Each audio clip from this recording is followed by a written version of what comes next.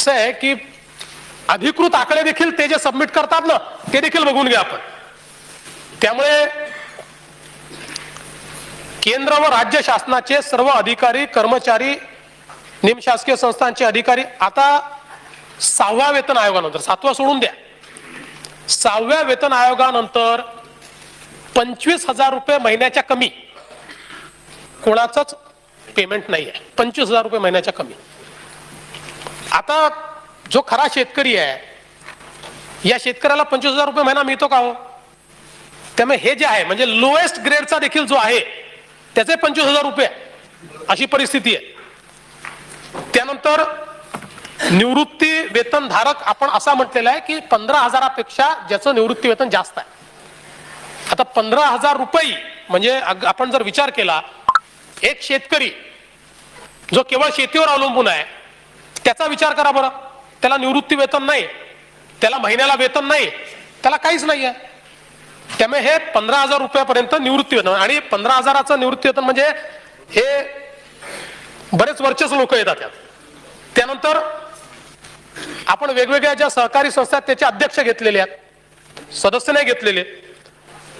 3 लाखापेक्षा जास्त ढोबळ उत्पन्न असलेली सेवा कर भरण्यासाठी नोंदणीकृत व्यक्ती आणि 10 लाखापेक्षा जास्त उलाढाल असलेली आणि वॅट किंवा आता जीएसटी भरण्याकरता पात्र व्यक्ती म्हणजे पांठेलेवाला नाही येत यात, छोटा दुकानदार नाही येत यात. जो जीएसटी भरण्याकरता पात्र आहे ज्याचं रजिस्ट्रेशन जीएसटी मध्ये होऊ शकतं 10 लाखापेक्षा जास्त उलाढाल आहे. 20 लाखापेक्षा नाही आपण 10 लाखापेक्षा म्हटलं. आता 20 पूर्वी होता तर 10 लाख झालाय. ते पूर्वी आपला जेव्हा हे होता काय म्हणतात वॅट मध्ये ते 20 लाखाचं टर्नओव्हर आपण थ्रेशोल्ड ठेवला होता. आता देशामध्ये 10 लाख ठेवलाय. मग काहीतरी चुकलं असेल माझं, मी सांगतो परत सुधारून सांगतो काही चुकलं असेल तर. त्याच्यानंतर बस एवढ्याच कॅटेगरी आहे. आता मला सांगा मग सगळे तुम्हाला म्हणणं शेतकरी सगळे आमदार खासदार आहेत, सगळे शेतकरी 3 लाखाच्या वर पैसा कमवणार आहेत. मग मला असं वाटतं बरोबर आहे तुम्ही कोल्हापूरचे आहात, विदर्भ मराठवाड्यात येऊन बघा मग तुम्हाला समजेल शेतकरी काय असतो. जवानांच्या संदर्भात आपण एक वेगळा निर्णय करू शकतो. त्याच्या संदर्भात अनेकांनी मागणी केली आहे, जरूर त्याचा विचार आपण करू जवानांच्या संदर्भात. त्याच्यानंतर त्याचा विचार करू आपण. म्हणजे आता लगेच मी त्याच्यावर हे करत नाही, पण काही या गोष्टी आहेत की ज्याला आपण रिस्पेक्ट दिला पाहिजे त्याचा विचार करता येईल आपल्याला. त्यामुळे हा काही कॉलम काही कठीण नाही आहे. त्यानंतरचा कॉलम काय आहे तर आपण कुठल्या कॅटेगरीत येतो नुसतं टिक करायचं आहे.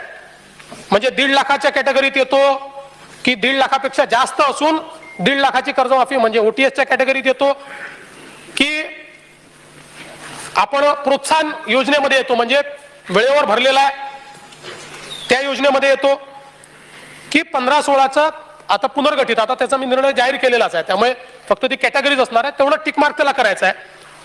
त्यानंतर संपर्काचा मोबाईल क्रमांक, अर्जदाराचं नाव, स्वाक्षरी किंवा अंगठा, संपला विषय. यापेक्षा जास्त कुठलाही फॉर्म नाही. इतका सोपा फॉर्म आहे की कोणी भरू शकेल. आता याच्यातला दुसरा मुद्दा जो सातत्याने समोर येतोय की तुम्ही ऑनलाईन केलेला आहे मग ती वेबसाईट उघडत नाही, मग हा प्रॉब्लेम आहे तो प्रॉब्लेम आहे. 26,000 आपले सरकार सेवा केंद्र आज याच्याकरता कार्यरत आहे आणि या केंद्रांवर दोन्ही सुविधा दिल्या. ऑनलाईनही भरता येतो किंवा ऑफलाईन जरी फॉर्म आणून दिला तरी देखील तो स्वीकारला जाईल. फक्त तो ऑफलाईन आम्ही ऑनलाईन करू आणि बायोमेट्रिक घेऊ एवढंच त्याच्यामध्ये. आणि आता याच्यासोबत त्याचा मोबाईल ऍप आम्ही उद्या परवा लॉन्च करतोय. त्या मोबाईल ऍपवर देखील साध्या आपल्या मोबाईलवर जसा आपण फॉर्म भरतो तसा फॉर्म भरून देता येईल. त्याचबरोबर माझी तर आपल्याला विनंती आहे, आमदार आहेत आपण लोक आपापल्या मतदारसंघात चांगलं काम करता, हे देखील एक आपलं काम समजून आपण जर मोबाईलवर किंवा साध्या वेबसाईटवर हा फॉर्म उपलब्ध आहे ऑनलाईन करता येतो. आपले सरकार ही जी आपली फ्लॅगशिप आपला कार्यक्रम आहे त्याची जी वेबसाईट आहे सरकारची त्याच्यावर जाऊन आपल्याला भरता येतो. आणि तरीही कुठे जर कनेक्टिव्हिटीचा प्रॉब्लेम असेल तर ऑफलाईन भरा, तो ऑनलाईन करून घेऊ. पण हे केवायसी हे त्यातलं महत्वाचं आहे. एकदा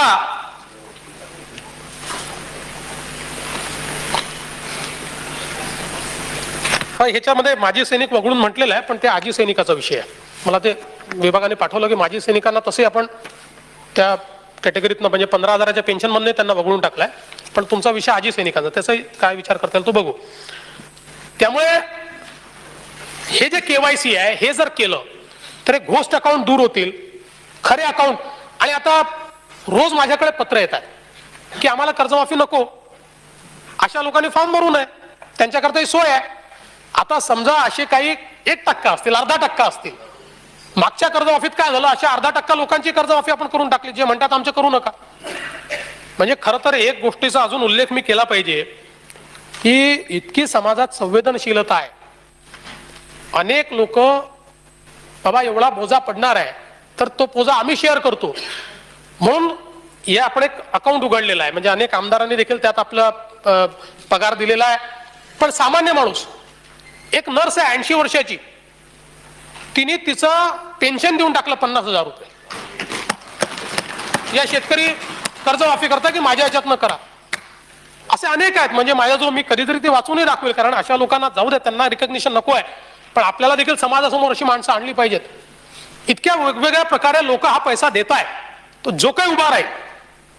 आणि म्हणून हा जो फॉर्मचा सगळा जो काही या ठिकाणी आपण विषय केला, तो जुन्या कर्जमाफीत झालेली जी काही गडबड घोटाळे होते ते घोटाळे होऊ नये याकरता आपण केला. आणि सरकारची तयारी आहे की यापुढे देखील जर अशा प्रकारची कुठली अडचण आली त्या अडचणीतनं मार्ग काढू. हे काय आता बघा, खरं आपण जर बघितलं तर कर्जमाफी घोषित झाल्यानंतर काय लोक म्हणाले घोषित झाली ना आतापर्यंत तुम्ही काहीच केलं नाही. पहिलं तर असं आहे की आपल्या सगळ्यांना माहिती आहे की त्याची तरतूद करावी लागते. 100 कोटी रुपयाची थोडी आहे की सीएफ ऍडव्हान्स घेतला. आपण विधानसभेमध्ये बजेटच्या माध्यमातून मागणी मान्य केल्याशिवाय एकही पैसा खर्च करता येत नाही. आणि म्हणून या बजेटमध्ये आपण पुरवणी मागण्यांमध्ये 20,000 कोटी रुपये हे आता पहिल्या टप्प्यात 20,000 कोटी रुपये आपण घेतले आहेत. ती मागणी मान्य झाल्यानंतरच आपण ते पैसे देऊ शकू. आणि आपण जर बघितलं तर विविध राज्यांनी जी कर्जमाफी केली आहे, संपूर्ण देशाची जी कर्जमाफी आपण केली होती ती 52,000 कोटीची होती.